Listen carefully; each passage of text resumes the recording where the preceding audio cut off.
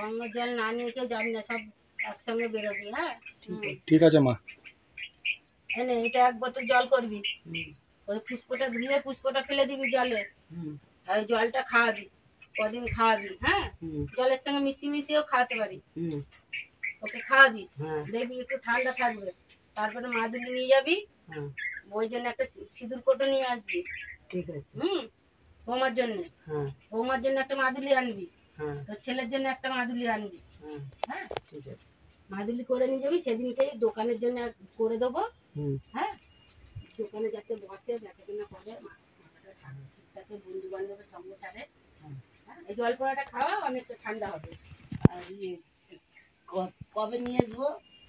এই এখন আর আনিস না, মাদুলি খোঁজ খবর রাখবি, ওই শিকার কাছে খবর রাখবি। হ্যাঁ শিকা যখন বলবে নিয়ে আসবি। ছেলেটার আমার দরকার, খেপা হয়ে যাচ্ছে মদ খাইতে খাইতে। ছেলেটা একটু তাড়াতাড়ি একটু ঠিক করে দেন।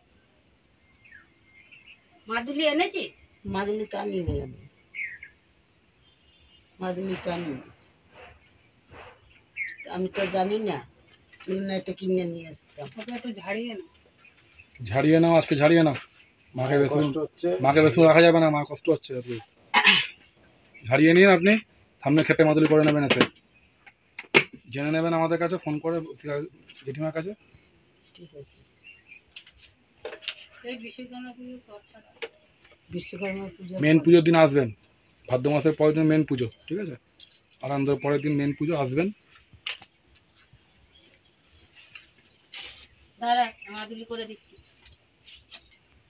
আচ্ছা মাদুলি মা তোমার কাছে?